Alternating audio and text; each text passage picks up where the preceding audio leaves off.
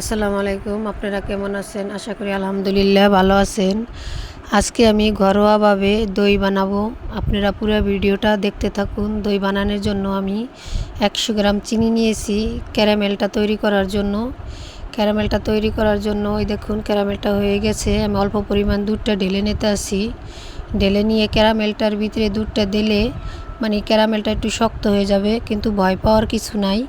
পরবর্তীতে যখন দুধটা সব দিয়ে নেবেন তখন ক্যারামেলটা এমনি ছুটে দুধের সাথে মিলে যাবে। আমি আজকে এইখানে দুধ নিয়েছি 6.5 লিটার দইটা বানানোর জন্য।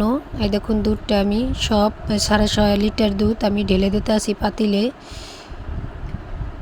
পাতিলে ঢেলে দিয়ে আমি সুন্দর করে আমি জাল করে নেব। এখানে আমি প্রায় 1.5 কেজি দুধ প্রায় আমি এটার লগে হুসাই নেব।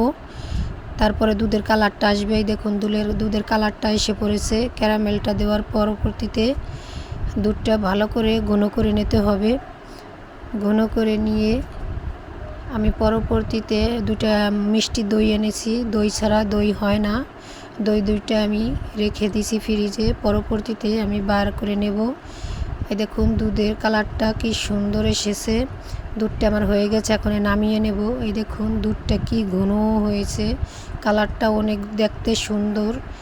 আপনারা ঘরোয়াভাবে দইটা বানিয়ে খেতে পারেন, অনেক সুস্বাদু হয়, দোকানের চেয়ে বেশি মজা হয়। এই দেখুন আমি দই দুটো একটা বাটিতে ঢেলে নিয়েছি। ঢেলে নিয়ে আমি সুন্দর করে মিক্স করে নিলাম, কেননা দানা দানা থাকলে তো এই দুধটার ভিতরে মেশবে না। আর এখানে দুইটা হাঁড়ি নিয়েছি, হাঁড়ি দুইটায় 3 লিটার দুধ আটবে। 3 কেজি 1.5 কেজি করে একটায় আমি দইটা সুন্দর করে আমি হাঁড়িতে মিশিয়ে নেব, কেননা মিশাইলে দুধটা ঢাললে দইটা সুন্দর করে বসে। এজন্য আমি দোনোটা হাঁড়িতে দইটা আগে মিশিয়ে নিতেছি। তার পরবর্তীতে আমি ঢেলে দেবো ওইটার সাথে। এই দেখুন আমি দইটা সব দিয়ে দিলাম, মিষ্টি দইটা ওইটা আমি দিয়ে সুন্দর করে দুধটা নেড়ে চেড়ে মিলিয়ে নেব। ওই দেখুন আমি ভালো সুন্দর করে মিশিয়ে নেব। মিশিয়ে নিয়ে আমি ঢালবো।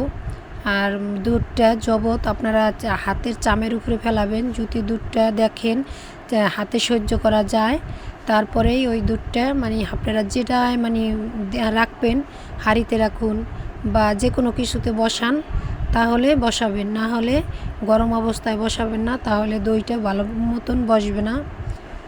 এই দেখুন আমার ঠান্ডা হয়ে গেছে দুধটা।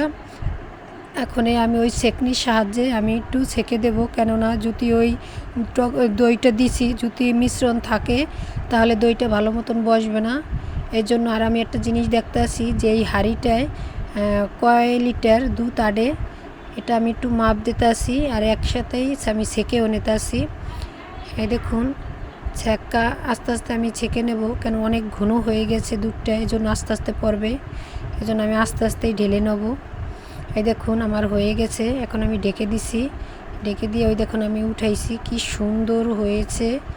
আমি যে জায়গায় রেখেছিলাম সেই জায়গায় আমি ভিডিওটা করতে পারি নাই, কেন এক হাতে ভিডিওটা করেছি তো। এই দেখুন কি সুন্দর হয়েছে আর বসে পড়েছে ভালো মতন। আর এই দেখুন দেখতে কি সুন্দর হয়েছে, কালারটা দেখুন, দেখতে মাশাআল্লাহ অনেক সুন্দর হয়েছে।